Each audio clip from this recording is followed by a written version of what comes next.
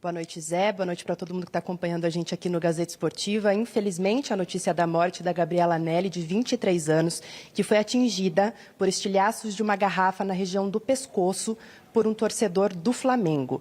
A gente está aqui no DRAD, que é a Delegacia de Polícia de Repressão aos Delitos de Intolerância Esportiva. Ao meu lado está o delegado Dr. César Saad, que vai tirar algumas dúvidas, porque houve muita confusão na transmissão dessas informações, porque houve duas brigas, duas confusões. E a Gabriela acabou sendo vítima da primeira confusão, que aconteceu 1h30 antes do jogo. É correto, delegado? O senhor poderia, então, passar para a gente como se deu essa confusão que aconteceu ali perto do setor visitante? Isso, boa noite aos espectadores da Gazeta. Na verdade, a briga se deu por volta de 17h30, o jogo era às 21 horas, entre 17h30 e 17h45, 4 vans com torcedores do Flamengo chegaram ao setor de visitantes, chegaram ao local correto, onde eles deveriam entrar, quando do horário de abertura dos portões, e já haviam em torno do estádio, obviamente que era um jogo com mando do Palmeiras, haviam muito mais torcedores do Palmeiras do que do Flamengo, já haviam torcedores ali ao redor do Allianz, e no momento da chegada dos torcedores do Flamengo, começou a haver uma provocação, houve xingamentos, essa confusão acabou se alterando um pouco mais, aí houve um princípio de confronto, onde dá para ver em algumas imagens viaturas da Guarda Civil que trabalharam de forma excepcional ali contendo esses torcedores, mas infelizmente haviam vendedores com garrafas de cerveja, onde eles foram vítimas, né, desses torcedores que acabaram pegando essas garrafas e arremessando em direção aos torcedores do Palmeiras e os do Palmeiras atirando em relação aos do Flamengo, e a Gabriela infelizmente veio a óbito. A gente tem algumas imagens que a gente teve acesso aqui da Gabriela, né, no momento em que ela é atingida, ela já leva aquela mão ao pescoço, né? O senhor acredita, o senhor acabou de dizer, né, que a GCM estava ali presente, não havia então o policiamento da Polícia Militar nem do estádio ali naquele momento. O senhor acredita que houve algum erro de planejamento nessa questão? Não, na verdade, os portões eles são abertos 2 horas antes do início da partida, quando o policiamento interno do estádio, quando o 2º Batalhão de Choque faz o trabalho deles. Então, na verdade, essa briga ocorreu antes, né?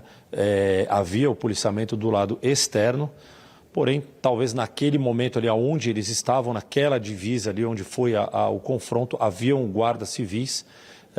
Com certeza havia policiamento já do lado externo do estádio, mas tudo isso fica de lição para todos, para que a gente façamos novos planejamentos, que a gente tome outras atitudes, outras medidas, inclusive até a gente sabe que historicamente Palmeiras e Flamengo têm uma rivalidade há muito tempo de torcidas, não de clubes, não de futebol dentro do campo, mas de torcidas organizadas, até de se pensar a mudança, de repente, desse jogo Palmeiras e Flamengo ocorrer com torcida única, pelo menos nesse primeiro momento, para que evite novos casos de briga e de confronto de torcida. Perfeito. Enquanto eu vou pegando aqui o fone para dividir com o senhor pode só falar, então, do autor desse crime, né, que foi detido, é um torcedor organizado, torcedor comum, ele veio com a caravana, como funcionou?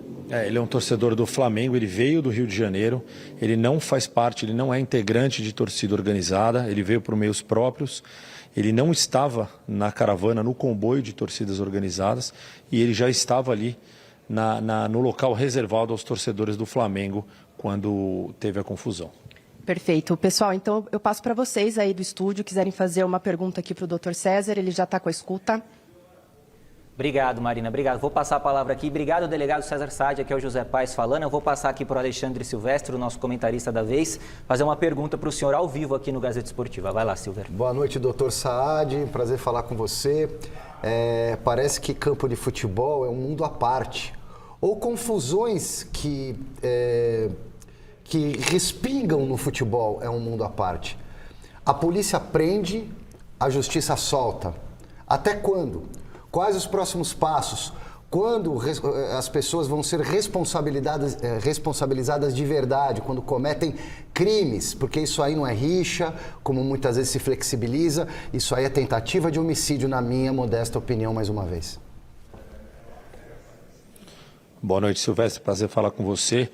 Sim, na verdade, hoje houve uma mudança, né? Ele foi autuado em flagrante por tentativa de homicídio, mas hoje esse homicídio, infelizmente, se consumou.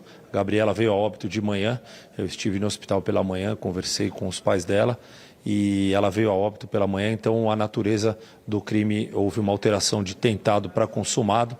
E é isso aí, você está certo, a sua colocação é perfeita, não dá para a gente ficar mais no âmbito de rixa ou de provocação de tumulto, de lei geral do esporte e ficar só nesse âmbito desportivo.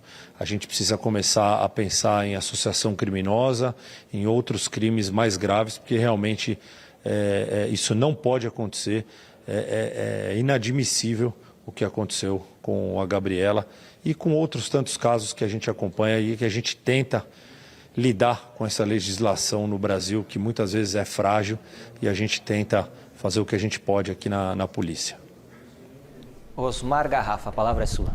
Doutor, é o Garrafa, não vou nem, lógico, uma boa noite, mas não é uma boa noite, lamentavelmente. Nós que vivemos do esporte, a gente sabe do seu empenho também junto ao esporte, né? A gente gostaria de estar falando de outras coisas aqui. Lamentavelmente, a gente vem entrevistá-lo nesse momento triste para o futebol paulista e brasileiro. O que mais pode ser feito além de torcida única? O senhor já com a Marina dizia, talvez a possibilidade de torcida única, que me parece, lamentavelmente, ser uma das soluções. Mas que outras providências possam ser tomadas para que não tenhamos outras Gabrielas perdidas, doutor? Boa noite. Garrafa, boa noite também, prazer falar com você. Eu estava conversando hoje com o Tenente Coronel Elcio, que comanda o 2º Batalhão de Choque, e a verdade é que, assim, dentro do estádio, a gente faz esse trabalho, a gente tem a delegacia, a gente tem o policiamento dentro do estádio, a gente vê que hoje a natureza das ocorrências dentro do estádio são muito menores a incidência criminal, são ocorrências de menor relevância, porque existe o policiamento, existe a fiscalização. Agora, o que a gente precisava mesmo era essa fiscalização do lado de fora do estádio, porque dentro hoje a bebida é proibida e do lado de fora a gente precisava de medidas efetivas para que se controlasse essa venda de bebidas, que a gente sabe que pelo fato de serem proibidas hoje as bebidas dentro do estádio, do lado de fora ela ocorre de uma maneira descontrolada.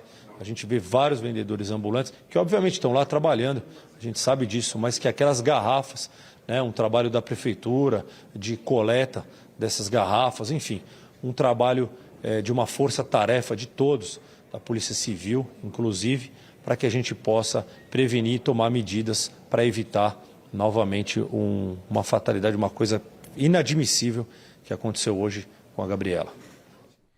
Tá bom, delegado César Saad, a gente agradece a tua participação ao vivo aqui no Gazeta Esportiva, agradecendo também a Marina Buffon aí pelo trabalho. A gente segue o programa daqui e, lamentavelmente, né, Garrafa, Silvestre, a gente está falando em torcida única no estádio de futebol. Já agradecendo o doutor César Saad, se quiser encerrar, se quiser mais uma palavra aí, doutor, fique à vontade. Não, obrigado, é verdade. Infelizmente, a gente tem que acabar... Eu que sempre fui um defensor das duas torcidas, a gente acaba